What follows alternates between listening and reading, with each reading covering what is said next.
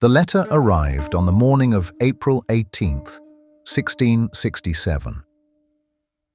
It had travelled from London to the negotiating table in the Dutch city of Breda, where two empires had been arguing for months over who owed what to whom. The wars, the piracy, the executions, the broken treaties, all of it had been rehearsed again and again by men in wool coats who had never set foot in the places they were arguing about. The English delegation had one non-negotiable demand. One island, they had been instructed in writing, never to surrender. An island so small it barely registered on a map. An island whose name most people in that room had probably never spoken aloud. Run. The letter from London contained a single sentence. 3 words in English. We acquiesce. We give in. With those 3 words, England signed away its claim to a Nutmeg island, 2 miles long, half a mile wide, in one of the most remote corners of the known world. And, in return, it kept something it had seized just 3 years earlier, almost as an afterthought. A small, half-defended trading post on the eastern coast of North America. That trading post would become New York. But before we get to the diplomats and the ink and the irony, we need to go back to the islands themselves, back to the people who lived there before the Europeans arrived with their contracts and their cannons, back to the moment when a lamp fell to the floor in a village called Selamon, and the world changed.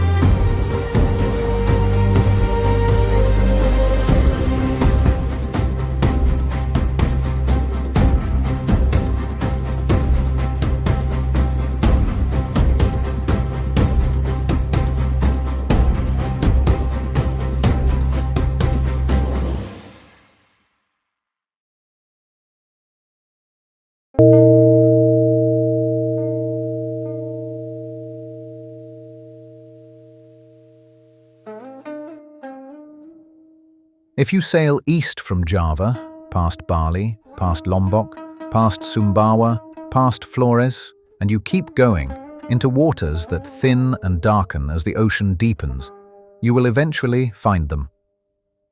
9 small islands, scattered like seeds thrown by a careless hand. The largest, Lontar, is 2.5 miles across. The smallest, Nilaka, is a sandbar with ambitions. Altogether, they cover less land than a mid-sized European town. They are called the Banda Islands. And for more than a century, they were the most valuable real estate on Earth.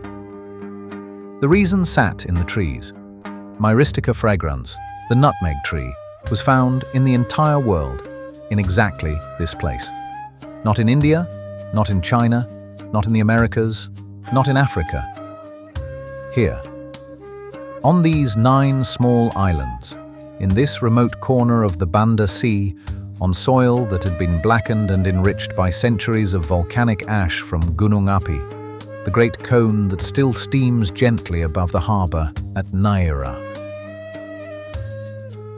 The Europeans who came for this fruit convinced themselves it was medicine. They weren't entirely wrong. Nutmeg has genuine properties. But the medieval imagination had elevated it to something close to sacred. It was said to prevent plague. It was said to aid digestion, stimulate desire, purify the blood, warm the stomach. The Regimen Sanitatis of the Salerno School of Medicine put it plainly. 1 nutmeg is good, 2 is dangerous, 3 is deadly. There is a strange power in a substance that sits precisely on the border between cure and poison. The economics were even more extraordinary. In 1599, when the first Dutch ships anchored at Great Banda, A local merchant sold them 10 pounds of nutmeg for less than a single English penny. By the time that same cargo reached the warehouses of Amsterdam, it had multiplied in value by a factor of several thousand. A small wooden chest of nutmeg, bought for nothing in the islands, could pay for a house in Europe. The Portuguese had understood this first. They reached the Banda Islands in the early 16th century and tried to control the trade. They failed. The islands were too remote, the Bandanese too independent. Because the people who actually lived on these islands had their own way of doing things. About 15,000 people called the Banda Islands home before the Europeans arrived. They were not a kingdom. They had no sultan, no single ruler, no throne to seize or throne to threaten. They were governed by a council of leaders known as the Orang Kaya, a Malay word meaning simply the wealthy men. These were not aristocrats in the European sense. They were traders, merchants, men whose authority came from commercial skill and community trust, not from blood. The Bandanese had been trading across the Indian Ocean for centuries. They knew the monsoon winds. They had relationships with Javanese rice merchants, with Arab spice traders, with the ports of Makassar and Malacca. They sold nutmeg to anyone who would buy it. They were cosmopolitan, shrewd, and deeply aware of the world beyond their islands. They had one principle that was, to them, entirely obvious. The sea belongs to everyone. Trade is open.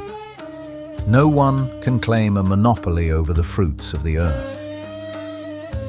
This principle would cost them everything.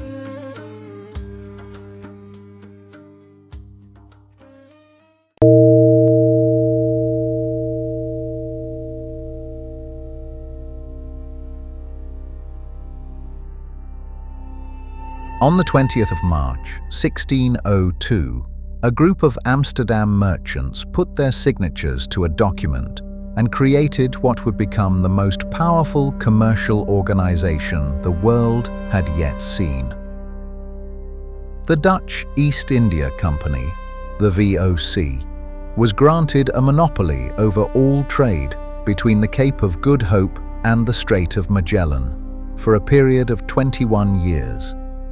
It could make treaties, wage wars, build forts, and govern territories. It was, in effect, a sovereign state that happened to be incorporated. Its first target was the Banda Islands. The early expeditions were clumsy. Dutch fleets arrived in the islands, demanded exclusive contracts, and were met with polite but firm refusals. The Orang Kaya would trade with the Dutch. Of course they would. But they would not stop trading with the Javanese, or the Arabs, or the English, or anyone else. That was not how they worked. In 1609, Admiral Verhoef arrived with 13 ships and an ultimatum. He sat down with the Orang Kaya to negotiate. The details of what happened next are disputed. The Dutch account speaks of treachery. The Bandanese account speaks of self-defense. But the result was the same. Verhoef was killed at the negotiating table, and a young company accountant, who had been present on an earlier voyage, added this incident to a growing ledger of grievances.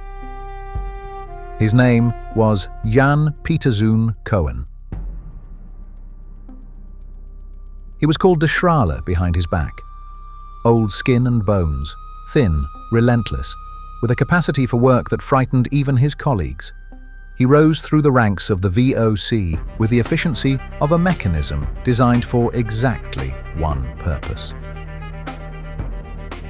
In a letter to the 17 gentlemen who ran the company from Amsterdam, Cohen once wrote, "There is nothing in the world that gives one a better right than power." By 1618, he was Governor-General of the Dutch East Indies. He was 31 years old. Cohen had a plan for the Banda Islands, and it was not a plan for trade. It was a plan for replacement. The Bandanese could not be made to comply with a monopoly because their entire social structure was built around open commerce. Their leadership was democratic. Their relationships were regional. They could not be bullied into submission by threatening a king who did not exist.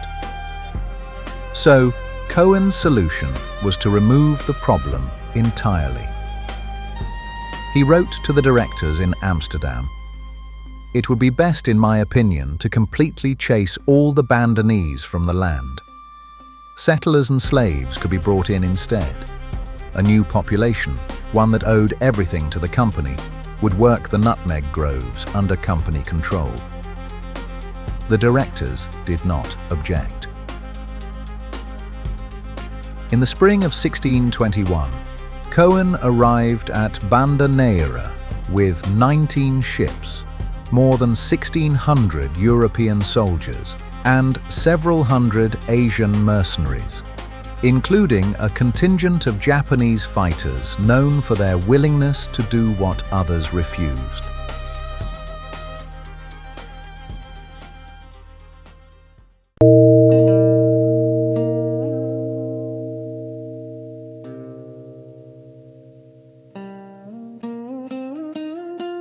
On the night of April 21st, 1621, in the village of Selamon on the island of Lontar, a lamp fell to the floor.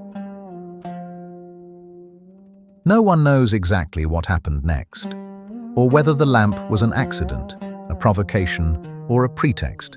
What is known is that Martijn Sonk, a Dutch revenue official, not a soldier, a man described as ill-suited for what he was being asked to do, was billeted in Selamon's communal meeting hall with his councillors, and that the falling lamp sparked something that could not be undone.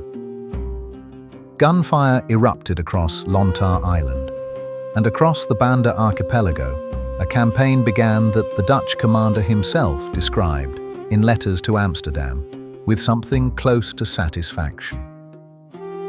The Bandanese had seen this coming. Many had already fled. Some villages stood empty, but thousands had stayed, because they had nowhere to go, because they had hoped for negotiation, because they had families who could not move quickly, because 15,000 people cannot simply disappear into the ocean. The Dutch swept through the islands in sequence: Banda Sea, Rosengane, and then Lontar, the largest island, the most stubborn, the last to fall. The survivors fled into the mountains. Lontar rises steeply from the sea, and the highlands above the nutmeg groves offered shelter, for a while. The Dutch besieged the mountain strongholds through the summer months, unable to dislodge the Bandanese by direct assault. The terrain was too steep, the defenders too desperate. In the end, the mountains offered only delay. Groups of men and women and children, surrounded, starving, out of options, faced a choice between surrender and the cliffs at Selamon, where the rock falls straight into the sea. Many chose the cliffs. Others managed to build boats under cover of darkness and escape, to the Kai Islands, to Seram, to distant shores where they would survive as refugees, carrying the memory of what had been done to them. A small number were taken prisoner and distributed as forced labor across the nutmeg plantations. Cohen wrote to the directors on the 6th of May, "All towns and places of the whole of Banda were taken and destroyed." When the campaign was over, a Dutch estimate placed the surviving Bandanese population of the main islands at fewer than 300 people. Of the approximately 15,000 who had lived there, historians estimate that well over 90% were killed, enslaved, or driven away. Modern historians, including Amitav Ghosh in his 2021 study, and Marjolaine van Paget, whose research drew directly on the VOC's own administrative records, have applied the word genocide to what happened in Banda. The term is carefully chosen. The United Nations Convention on Genocide, adopted in 1948, defines it as acts committed with intent to destroy, in whole or in part, a national, ethnical, racial or religious group. That convention did not exist in 1621. But the intent, documented in Cohen's own letters, in his explicit plans for population removal before the campaign began, is part of the historical record. One island, and one island only, was left untouched. A small, remote island called Run, on the western edge of the archipelago, where a small group of English traders had raised a flag.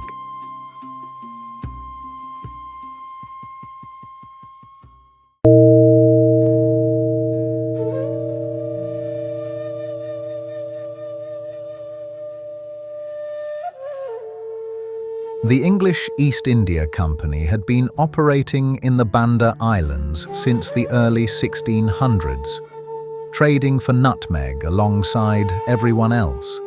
They had made agreements with several of the island communities, including the people of Ai and the people of Run, who'd asked for English protection against the Dutch.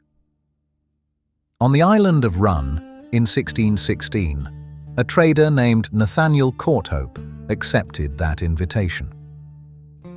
He arrived with a small fleet, accepted the formal submission of Run's Orankaya on behalf of King James I of England, and raised the English flag.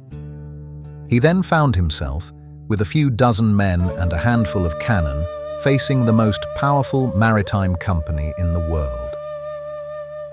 What followed lasted 1,540 days.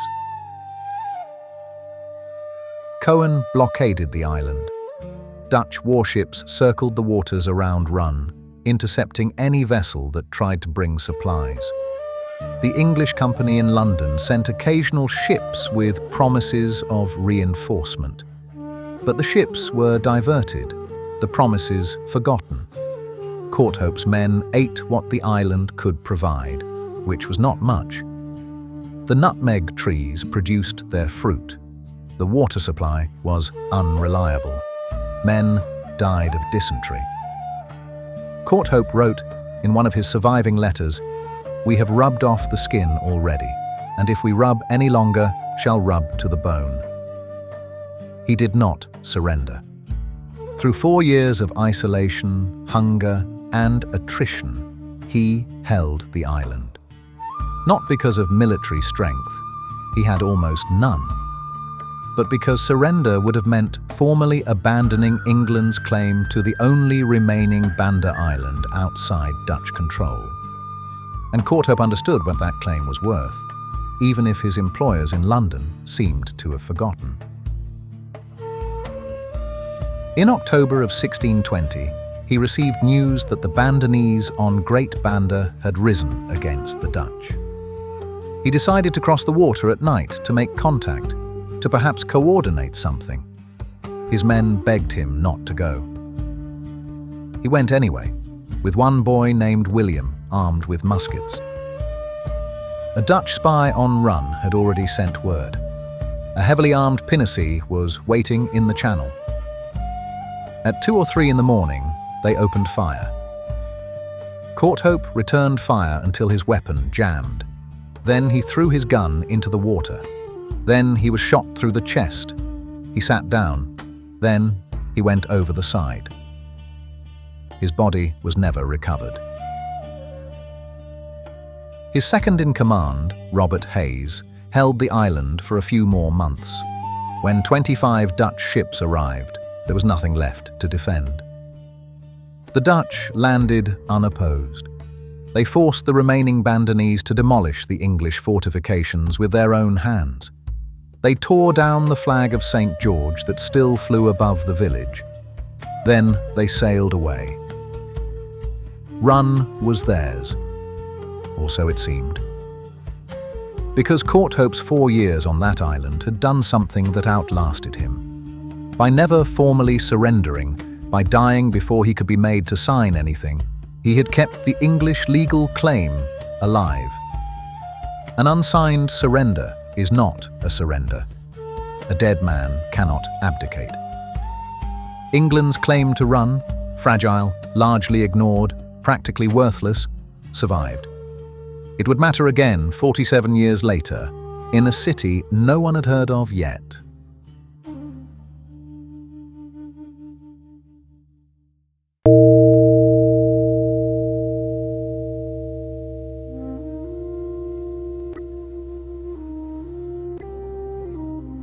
Nearly half a century later, the claim Courthope died protecting would arrive on a negotiating table in Europe.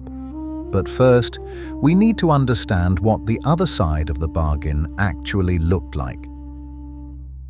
Henry Hudson was an Englishman working for the Dutch. In 1609, the same year Admiral Verhoef was killed in the Banda negotiations, Hudson sailed his ship, the Half Moon, into a great river on the eastern coast of North America, looking not for new territory but for a shortcut to the Spice Islands. The entire point of the voyage was Nutmeg. He did not find Nutmeg. He found the Hudson River and the island at its mouth. The Dutch were not particularly excited, but the beaver pelts were valuable. And over the following years, a small settlement took shape at the southern tip of Manhattan Island, a place the local Lenape people called Mannahatta, Island of Many Hills. The Dutch bought it, named it New Amsterdam, and built a wooden palisade wall along its northern edge to keep out threats from the interior. The wall is gone now. The street that ran along it is called Wall Street. By the 1660s, New Amsterdam had fewer than 1,000 permanent residents. Its fort was crumbling, its muddy lanes rutted by cartwheels and rain, its garrison underfunded. The governor, the formidable, one-legged Peter Stuyvesant, commanded cannon that had rusted to uselessness and powder that was old and damp. The fort's chief gunner reportedly said, "If I begin shooting in the forenoon, it will all be consumed by the afternoon." In August of 1664, an English fleet arrived in the harbour. It had been sent by the Duke of York, who had been granted the territory by his brother King Charles II before anyone had gone to the trouble of actually taking it. Stuyvesant wanted to fight. His people did not. The settlement surrendered without a shot. King Charles II wrote to his sister in France, "'Tis a place of great importance. We have got the better of it, and 'tis now called New York." The Dutch were furious. They protested that the English had no legal right. The English replied that the Dutch had done exactly the same thing to run 40 years earlier. Neither side had a very strong argument. Both sides knew it. And so the war ground on until both sides were exhausted and agreed to meet at a table in Breda.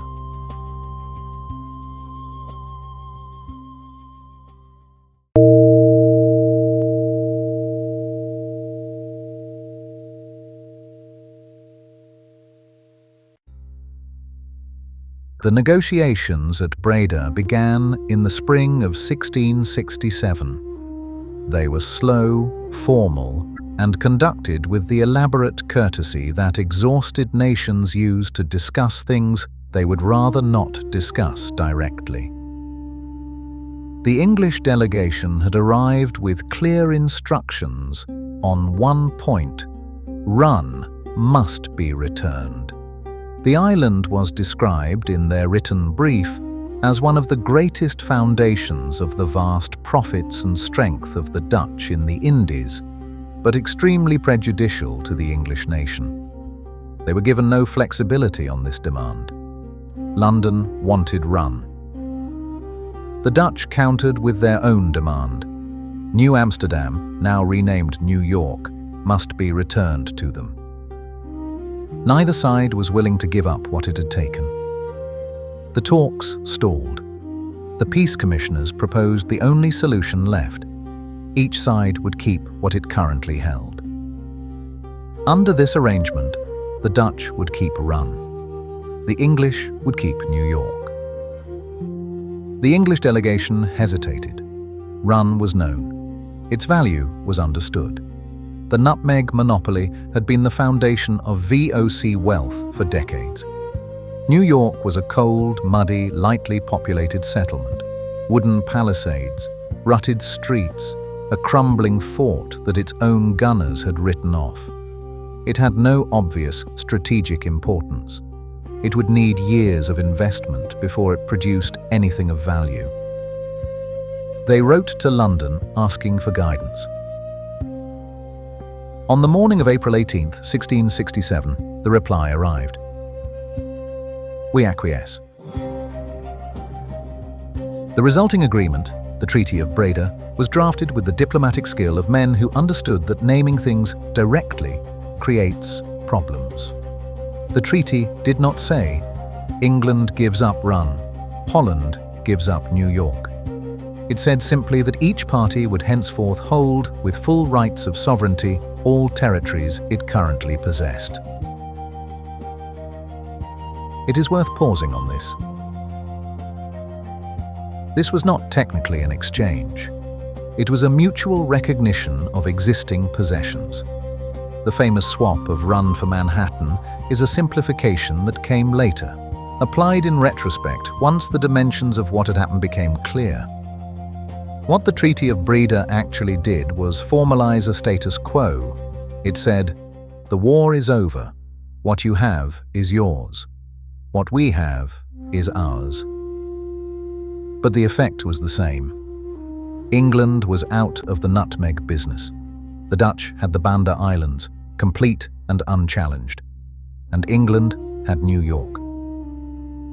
Article 3 took effect on the 20th of May, 1667.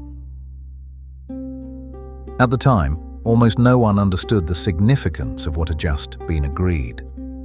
The Dutch believed, reasonably, that they had made an excellent arrangement. The nutmeg trade had been generating enormous wealth for decades. A monopoly on the only place in the world where nutmeg grew seemed like an obvious thing to protect. They were not wrong about any of this. They were simply reasoning inside a world that was about to change.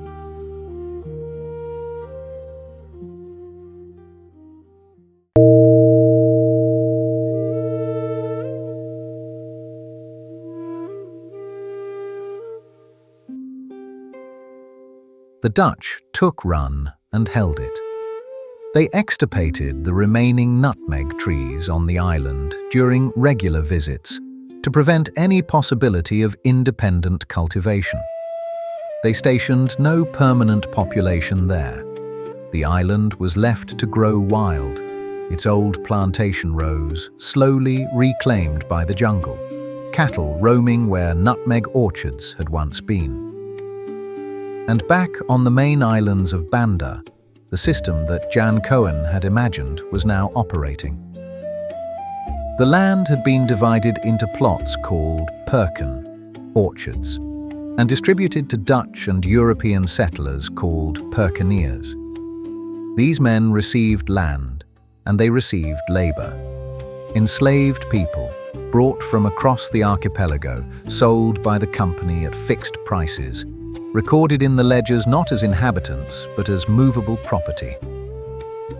The nutmeg grew. The harvests came. The ships carried the spice to Amsterdam. For a generation or two, the system produced what it promised. And then the volcano reminded everyone of something the Bandanese had always understood. Gunung Api erupted 5 times in the 17th century. The town of Neira was nearly swept into the sea in 1629. The eruptions of 1691 through 1695 sent sulfur and lava across the island for years. In 1778, a sequence of eruption, earthquake, hurricane and tidal wave destroyed more than half the nutmeg groves in the archipelago. Production collapsed. The great wealth of the Banda Islands, which had seemed so permanent and so obvious, turned out to be fragile. The Perkineers grew indolent. The estates fell into mismanagement. The company that had engineered the destruction of a civilization to seize this place was, by the 1790s, 12 million guilders in debt. In 1799, the VOC was dissolved. The monopoly was gone, the company was gone, the wealth had gone with them. In 1810, a British captain named Cole arrived at Banda Neira in the middle of the night with a small party of men and no torches, moving quietly across the rocks toward Fort Belgica. The Dutch garrison was asleep. The fort was taken without the loss of a single man. The English had Banda again, briefly. When they withdrew in 1817, they took with them something the Dutch had perhaps not considered sufficiently precious: nutmeg seedlings. Hundreds of them, along with the specialized volcanic soil in which the trees grew best. These were transplanted to Ceylon, to Penang, to Singapore. Within a few decades, the new plantations were outproducing Banda.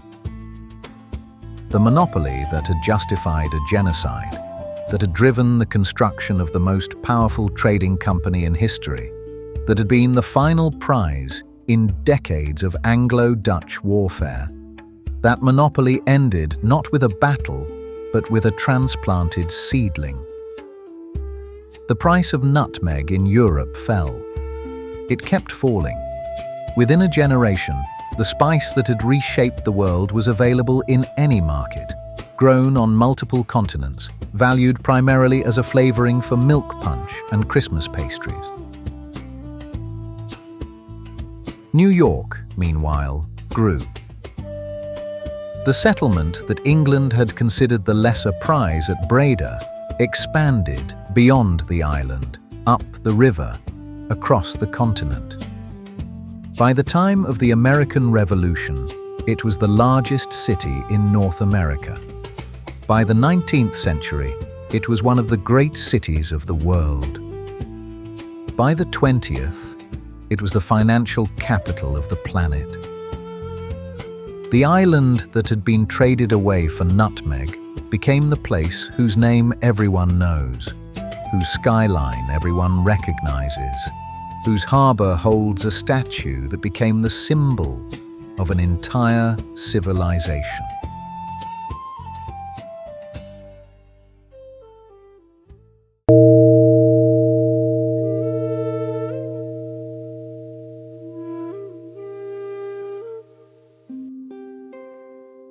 Run Island today is difficult to reach. You take a ferry from Amboina, 8 hours through open water. From Neira, you charter a twin-engine speedboat and cross 10 miles of open sea. In monsoon season, the waves come in walls. In calm weather, the crossing takes an hour. The island is 2 miles long and half a mile wide. A village of swept lanes and shaded verandas. A handful of fishing families, children who know the shape of every reef. There is no monument to Nathaniel Courthope, no plaque where the English flag once flew, no memorial to the 1,540 days of a siege that helped determine the fate of a continent. What the island does have, turning up in vegetable plots, surfacing after heavy rain, are old coins and spent musket balls. small, accidental archives of what happened here. The people of Run know their island is remote. They do not particularly know why it is historically significant, or what deal was struck over it 4 centuries ago. When you tell them that their island was traded diplomatically in the language of lawyers and diplomats who had never seen it for a place called Manhattan, they receive the information calmly. They look at the nutmeg trees on the cliffs above the sea. They look at the transparent water, and they are not particularly moved to envy. In Bandanese, the Dutch church still stands. Its clock hands stopped at 5:03, the exact moment the Japanese occupation began in 1942. The old governor's residence is empty, its baroque chandeliers slowly losing their crystals to time. Fort Belgica has been restored, perhaps over-enthusiastically. Fort Nassau's stones are scattered in the sand, and if you sift the sand, you can still find musket shot. On a promontory above the harbour, there is a small memorial to the Bandanese who died. It is modest. It is recent. For most of the 4 centuries since 1621, the history of what happened here was told almost entirely through Dutch records. The Daag Register, the VOC letters, the administrative accounts of men who believed they were running a business efficiently and humanely. The Bandanese perspective existed in other forms. In the Hikayat Lontois, a manuscript that survived and was published in 1922, which told the story of the conquest from the inside. In the oral histories carried by the survivors who fled to Seram and Kay. In the names of places that were renamed, and in the stubborn persistence of the old names underneath the new ones. Historians like Jelani van Donkersgoed, working with sources that were long overlooked, have argued that the Orang Kaya were not the passive victims of Dutch efficiency. They were active, sophisticated, strategically aware people who resisted as best they could, who negotiated when negotiation was possible, and who fought when it was not. The story of Banda is not a story of civilization arriving where there was none. It is a story of a civilization being destroyed by another civilization that wanted what it had.